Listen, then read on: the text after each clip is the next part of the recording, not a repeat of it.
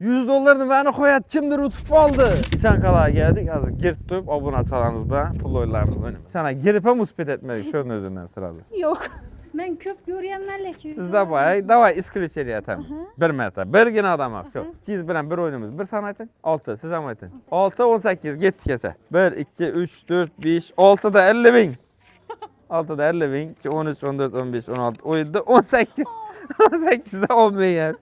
Patpisiye bak koyun şunun için pastayını. Bunu uzaktan görüp öteredim de yanından geçsek buluyor ne eken böyle eken. Telefon sender ki va patpisiye bak koyarla bam. Bam mı? 100 dolar bay içinde. Kan gör siperin oyna beremiz zaten. Ha çık tuttu istoriya bareken boldu gördüm. Ba sizde ne? Ba bolduysa birine iki adam oyna beremiz ese. 21, 26, 21 bile 26 gitti kesene. 21 ise 26 ise.